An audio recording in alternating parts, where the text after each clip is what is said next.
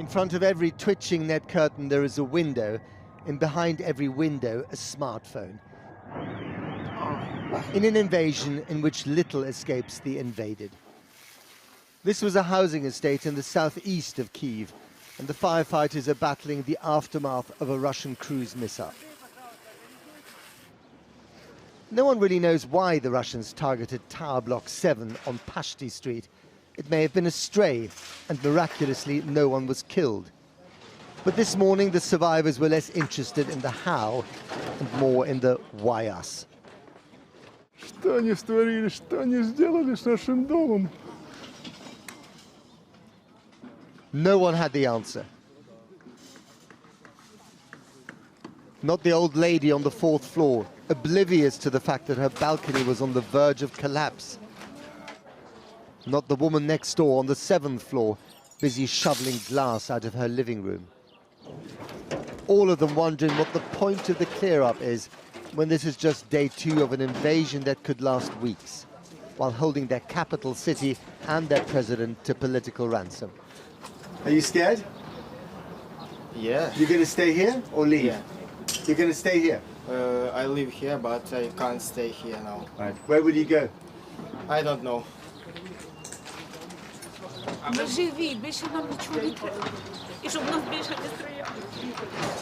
Дякую. А ви були бомбосховищі? All of them conscious that their lives are suddenly as random as this piece of debris floating towards the missile crater. Thanks to a man who's accused Ukraine of being a nation of neo-Nazis and is waging war to make the point of a lie. Еще раз обращаюсь к военнослужащим вооруженных сил Украины. Не позволяйте неонацистам и бендеровцам использовать ваших детей, ваших жен и стариков в качестве живого щита. Берите власть в свои руки. Похоже, нам с вами будет легче договориться, чем с этой шайкой наркоманов и неонацистов, которая засела в Киеве и взяла в заложники весь украинский народ. The madness of this war found an unforgettable image today in this scene, also filmed from many disbelieving windows. A tank skidded, running over an innocent car. And then reversed back over it. Astonishingly, the driver lived to be liberated by a neighbor's crowbar. But don't count on too many miracles. In the same district of Obolong, and madness takes many forms in a situation this unhinged. Here they were handing out automatic weapons to civilians. No questions asked, no training required. 18,000 machine guns have been given away so far.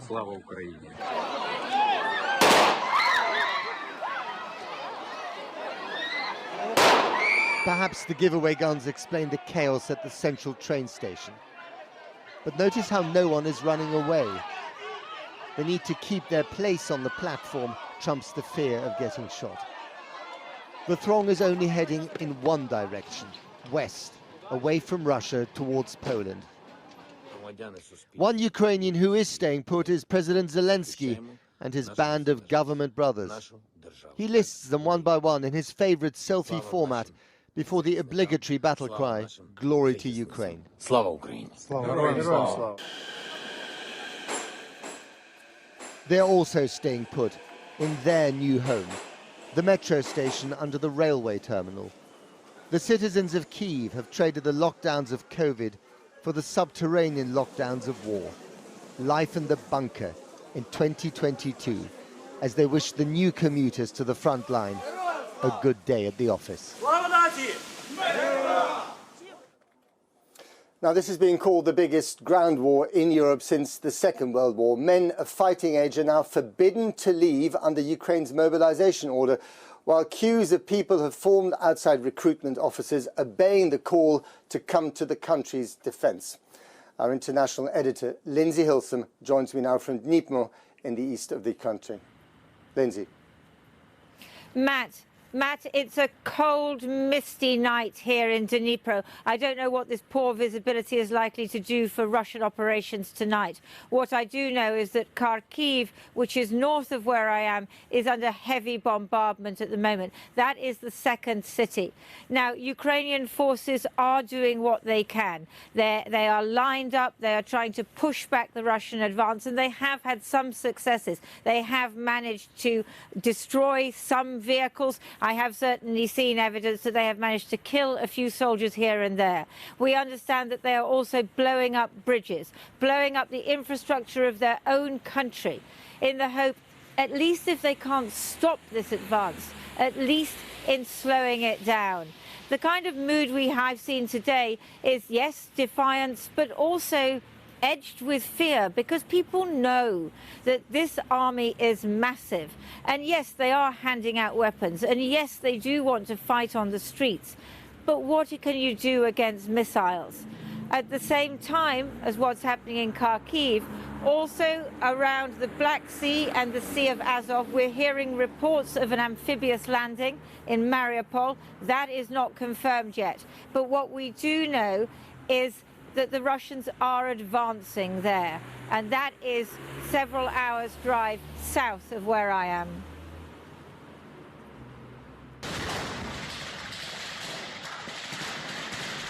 A battle in the city of Melitopol today. That's south of here towards the Sea of Azov, an area where the Russians have been advancing fast. The building is apparently a hospital. Caught on camera on the road to Kherson further west. Why bother to dismantle the CCTV tower? Everyone knows what's happening. Russian forces are invading and occupying a democratic country. And look, a Russian armoured vehicle flying a Soviet flag. Ukrainians film the missile strikes if they dare. Tonight, at least part of Kherson is said to be in Russian hands. This woman in Kherson wasn't going to accept it. She refused to take orders from a Russian soldier. Якого х**а тут робите? Ну, сейчас наш с вами разговор ни к чему не приведет. Вы оккупанты, вы фашисты, вы пришли на нашу землю. Какого х**а вы пришли с оружием к нам? Кто сказал? Here in Dnipro, we found dozens of men who normally work in IT or local government queuing at a military recruitment centre. There are scenes like this all over the country. Men between the ages of 18 right up to 60 have been called up. And the people I've been speaking to say they're determined to fight. They hate the Russians. They're united by this fierce patriotic pride. They can't stop Russian tanks or missiles, but they say they can make a Russian occupation impossible. I joined the force of Ukraine in this city to beat the Russian aggression. Can you really beat Russia, this huge army? They can't handle. I will shoot them. You'll shoot them? Yes, I will kill them in our streets. Today, the shelling in and around Kharkiv, Ukraine's second city, intensified. It sounds terrifying. But maybe someone needed to tell this Kharkiv couple that it's not the brightest idea to stand near an unexploded rocket. On guard as the shelling gets closer. The wreckage of Russian vehicles on the outskirts of Kharkiv, evidence that Ukrainian forces are fighting back. Tonight, a fireball caused by a missile exploding in an industrial area northeast of Kharkiv, glowing in the dark like a beacon of fury and despair. Now, the other important area is in the far east on the border with Russia. I'm talking about the so-called separatist areas, which President Putin recognized as individual states the other week in his attempt to justify what he's doing at the moment. Now, the Ukrainian forces have been firing into that area, a place called Horlivka, which is on the Russian separatist side. They did apparently hit a school today. There's no evidence that anybody was killed in that. But what that shows is that there is fighting on that side as well. And we understand that someone in the Ukrainian forces, and it's not clear who, and it's not clear whether this was an official act, actually fired and hit an airbase in Rostov on the Russian side. That wasn't officially announced, but it seems to be common knowledge on all those WhatsApp groups amongst different Ukrainian soldiers. So what you sense here is not exactly anarchy, but there are different units doing different things at different times, and it's not clear how much of total control the Ukrainian military are able to have, because they are facing one of the most powerful enemies in the world.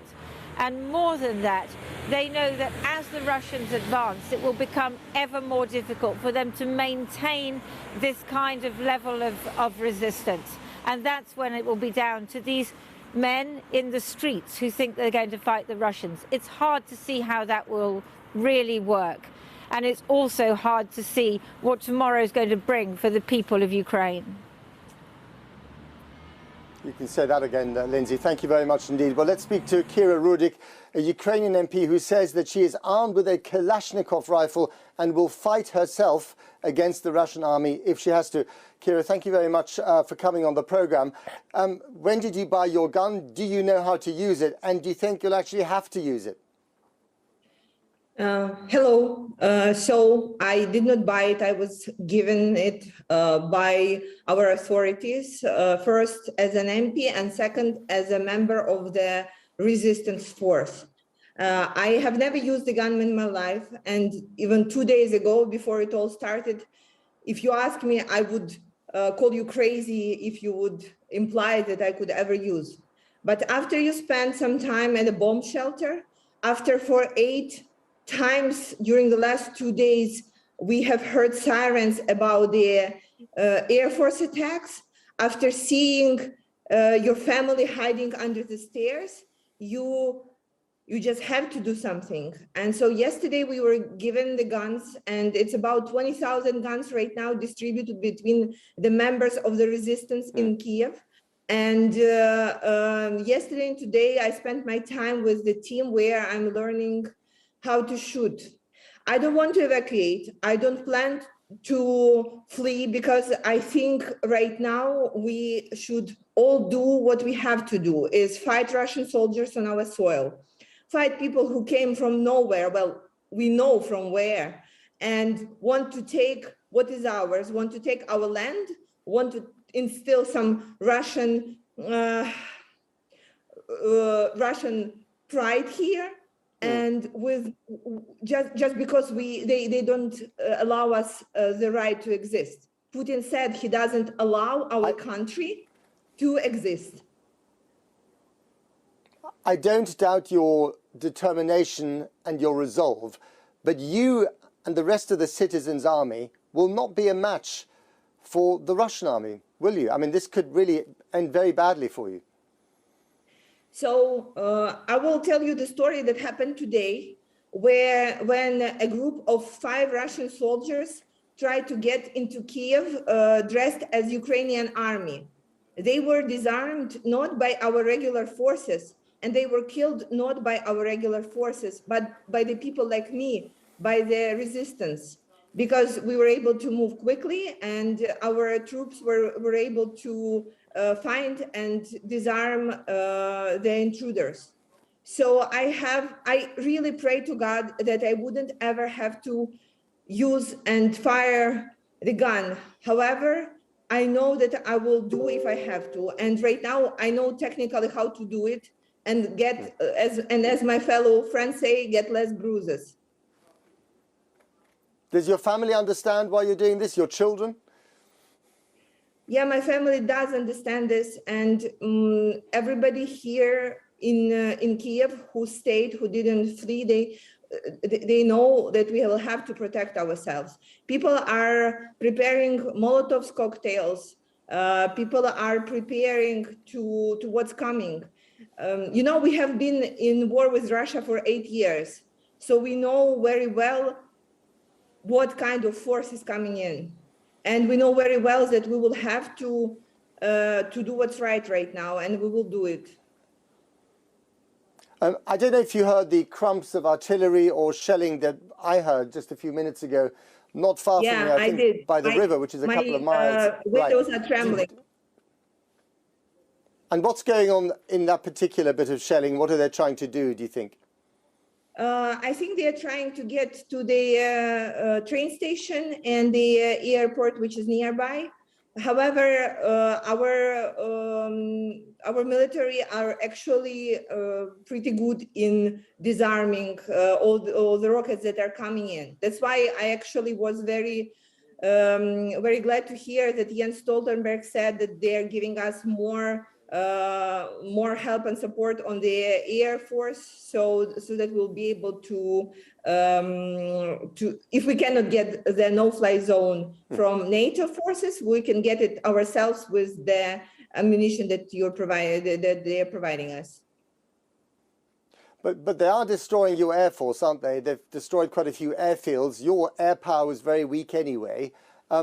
Unless NATO really steps in here and enforces a no-fly zone, which would probably mean a war with Russia, you're not going to get very far. So my party and I, for 3 months, were asking, demanding, talking to the NATO reps and all the members about providing Ukraine with no-fly zone. And unfortunately, it went from no way to okay, maybe. And we don't see it as that will be a direct war with Russia. However, on terms of protection, we still see that it could be an option. We understand that the Air Force is our weakest point as of right now, and that's why we need all the help that we can get from anybody to get it right now, because you see what's happening. You're in Kiev now. You feel it. Indeed. And Kira, there was a suggestion earlier today that President Zelensky might be prepared to negotiate with Moscow in order to achieve some kind of neutrality and thus save tens of thousands of lives. Is that still the case, and would you support it? So here is the thing. We've been at war with Russia for the last 8 years. We know what Putin's word means, and it means nothing. And so discussion about neutrality and anything else is just like a way for Putin to play his muscle, but it will not end up anywhere, and it will not stop the war. The question that we have all been juggling with for the last 6 months since the news about that he's planning to invade started reaching out was, is there a force in the world right now that is able to stop Putin? Right. Because the old security system is not working, obviously, and the old security structure for the world, for the Europe, is not working because it's not stopping Putin, and if he will not stop in Ukraine. And we all know it, right? So the question, if there is a force that can stop him right now, and if there is this force, then we can start negotiate. And there is no force, then we will fight.